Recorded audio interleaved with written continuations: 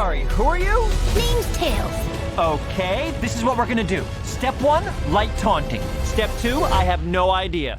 Following the shocking success of Sonic the Hedgehog 1, many fans waited in anticipation for the eventual sequel.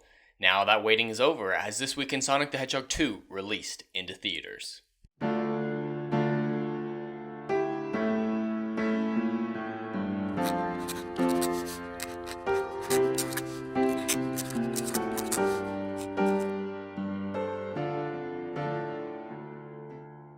Welcome to the Hollywood Scholar. I'm Jed Morgan, and I don't have any familiarity with Sonic when it comes to the Sega games or the previous cartoons.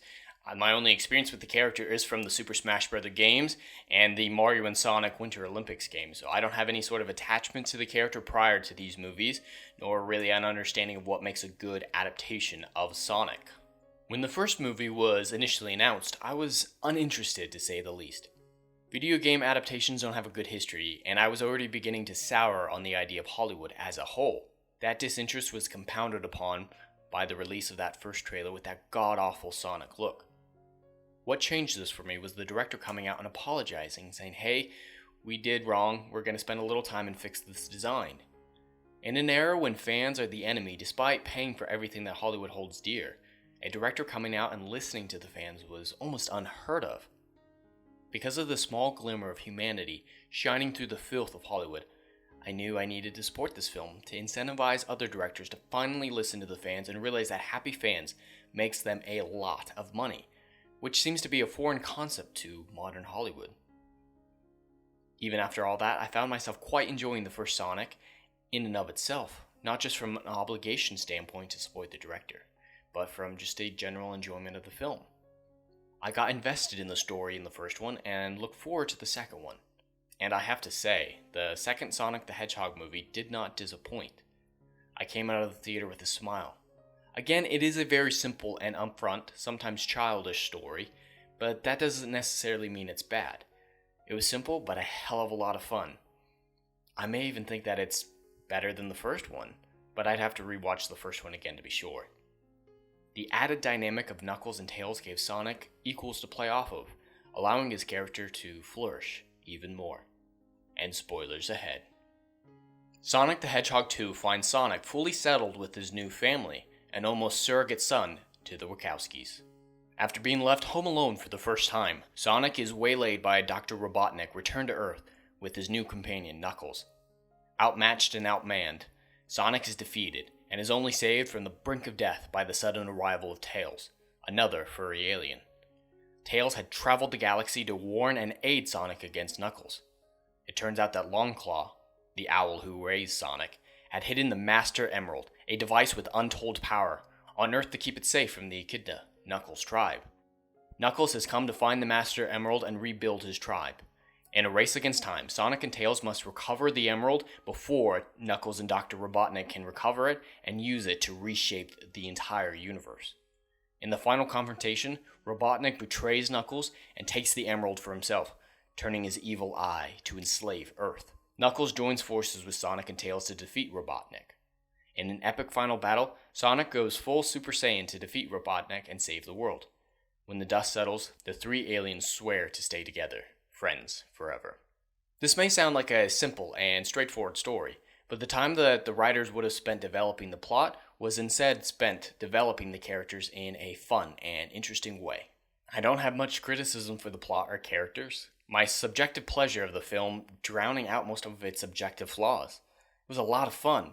I suppose the film's biggest flaw was that it did dip a little bit into the cringe and some cheesy territory that just went a tad too far. Particularly with the character of Stone, and a few Jim Carrey-isms that strayed from funny to over the top. However, these moments were few and far between. Jim Carrey's clear enjoyment in the role often drowning out any issues with his performance. Now that we've gone over my general thoughts, let's get into what other people are thinking.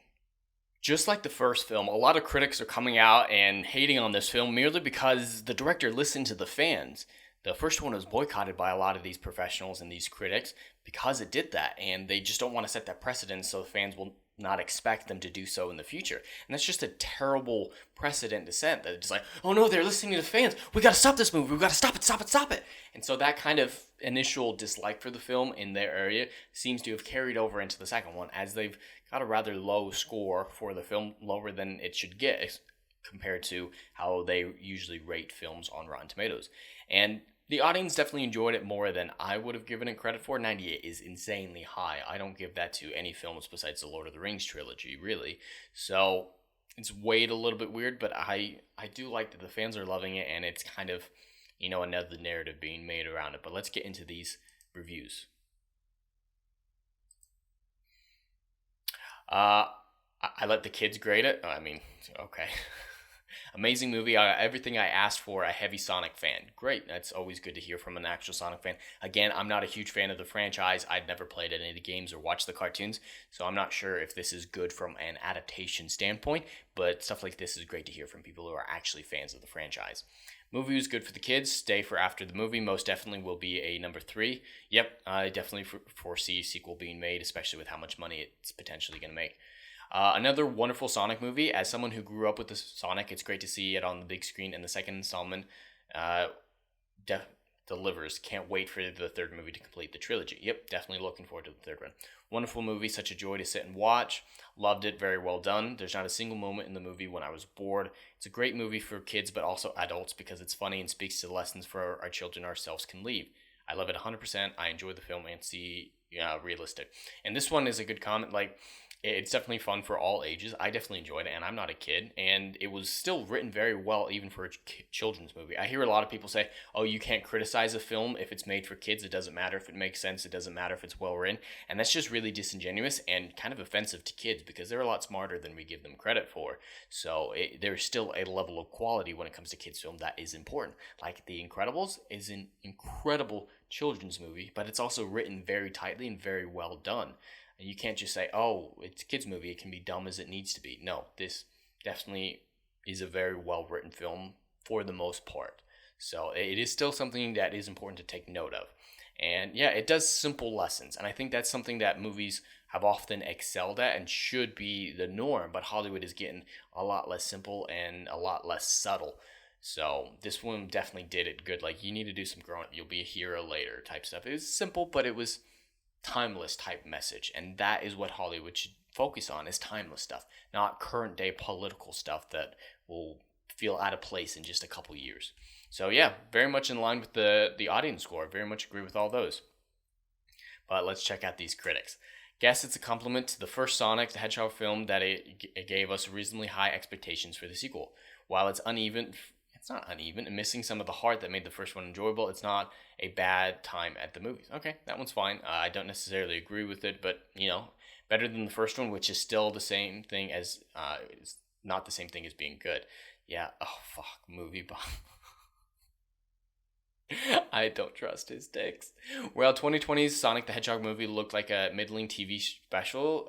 2022 Sonic the Hedgehog 2 was very much an engaging story and more impressive visuals that are worthy of a movie theater. I don't agree with that criticism of the first one, but I mean, the second one is definitely better made from a CGI standpoint because they have more money this time. Pure Sonic action from top to bottom, for better or for worse, I generally found it to be better. I always find it hard to gauge the critic side of things because they seem positive a lot of the time, but the score doesn't reflect it on the front page. So it's kind of hard to tell what in the hell's going on with the score. Is it way differently than the audience reviews? I'm not always sure. Sonic the Hedgehog 2 is fun for the whole family and plenty of action. A flawed follow-up, but a great ride. Yeah, these are great. I don't get why it's so low. Covers much of the same ground as the 2022 predecessor or 2020 predecessor with the same emphasis on spectacle over substance. I don't agree. With short attention spans, I don't agree. If memory serves, the first film doesn't exactly tattoo itself on the mind. This new film is better than its predecessor. I do agree with that. I do kind of think the second one's better. It's a mess, but it's a fun mess. I'm glad they actually let him out of the car for this one. I'm not sure who they're referring to. The first Sonic worked because it refused against all odds to entirely turn into product. Sonic 2, by contract, is a disappointment, but inevitable one. I'm don't necessarily agree with that. There's not really any standouts in this. A lot of this is generic reviews. The sequel is exactly what I expected. The first time around, it leads heavily on brand familiarity. What? 4 out of 5 is rotten? That's kind of odd. So, yeah, they must weigh the critics differently than they weigh the audience, because most of that was still positive. So, kind of some irregularities there. Definitely don't think it deserves this high, and definitely don't think it deserves that low. I'm very much in between, but that's mainly because I weigh my scores differently. I don't give anything that high besides Lord of the Rings, really. So I did enjoy it maybe as much as they did. I just am a little bit more stringent on what I give those higher scores. So it's just all how you weigh things. But yeah, some very interesting comments, and it's doing very well at the box office. It may be looking at a 69 million opening. It already got a 26 million on Friday, which is pretty good for a film like this, and 7 million on Thursday night previews. Some pretty impressive stuff. The first Sonic opened to 58 million, which is actually pretty good for that one, and it of all time domestically, 148 domestically. It seems like it's 110 million, so it needs to get about 220 million, I'd say, to really break even. So initial weekend, maybe if it has long legs, it can still make back its money and be good. I hope it does. It definitely deserves to get its money back. So we'll just have to wait and see if it turns out as good as I hope it will. As I mentioned earlier, the film's biggest flaws come from when it skirts the bounds between funny and cheesy. I believe that it stuck to the funny side more than it didn't, but it would be completely understandable if others in the audience felt it was more in the cheesy realm. It rolled that line so close that it's completely within reason to have felt one way or the other. Beyond that, was the film woke or political in an undue fashion? Not that I saw.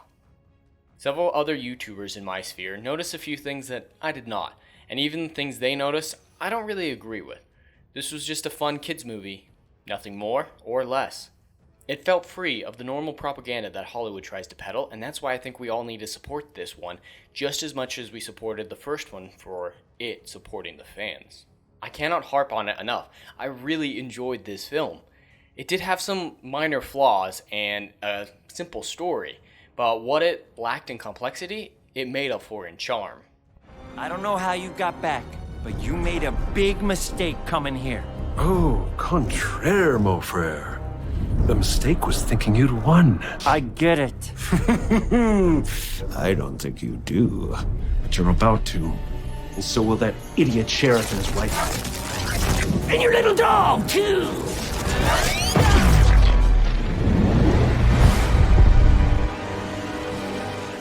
Jim Carrey is very much Jim Carrey in this movie, and god damn it, you gotta love him for it. If this is truly Jim Carrey's last movie before retirement, that does track with how the director let him have such free reign over his character. Every little eccentric idiosyncrasies that we've come to expect from Jim Carrey was on display in this role. Sometimes it dipped too far into the realm of cringe and cheesiness, but for the most part it was refreshing and fun. The main sequence that went a tad too far was in the finale when he built his giant robot. Some of his decisions took me right out of the movie for their over-the-top nature. I truly hope this isn't his last movie, but it would be a high note for him, at least compared to his most recent films. I hope to see more of him in a potential third Sonic film. That moment chooses you. I just got goosebumps. Wait a second, did you steal that from Oprah? James Marsden's Tom had a lot less screen time this time around, but that ended up working out for the best. With Tom's new role as a father figure, he was best kept to small doses. If his screen time came at the price for the inclusion of Knuckles and Tails, it was a price worth paying. Not to say I didn't enjoy his scenes at the wedding, because I very much did, but if I had to make a trade-off, the film made the correct decision. Face it, you're never going to get my power.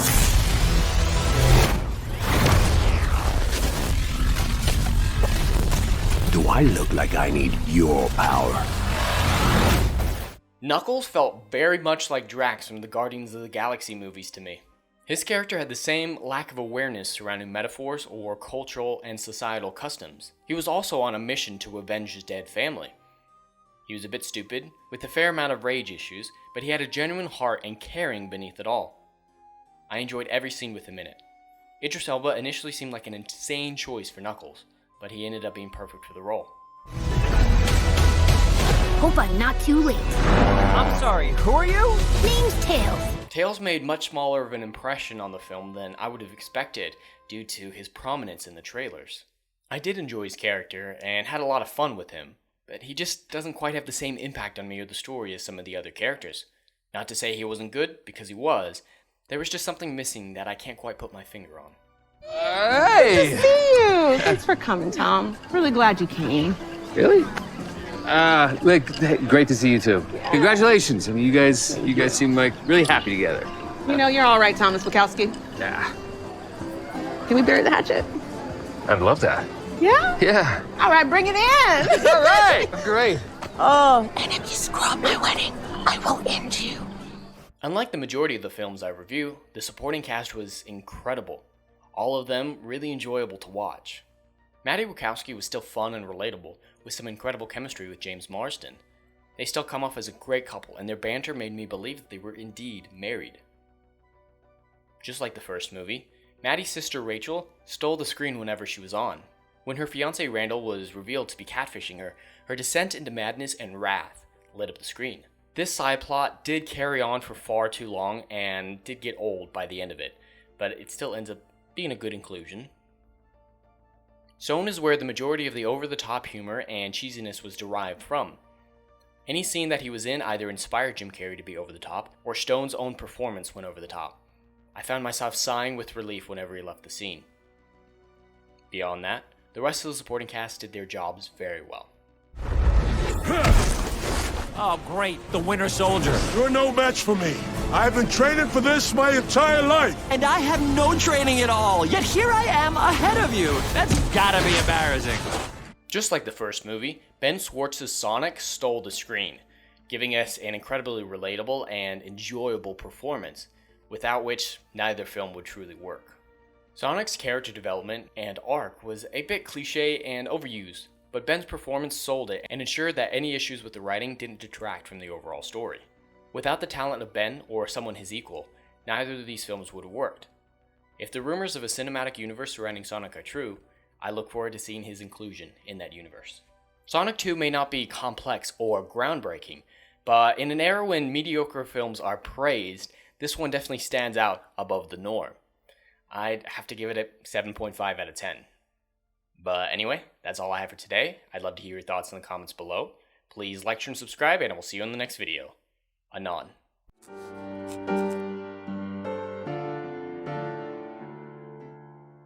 If you like what I do here and want to see good, compelling stories that Hollywood will no longer give you, check out my book series, Odyssey of a Phoenix, a mythological epic about philosophy, morality, and modern-day mental illness issues. Books 1, Down in Flames, and Book 2, Apocalypse Then, currently on sale. Book 3, Kill the Dark, coming soon.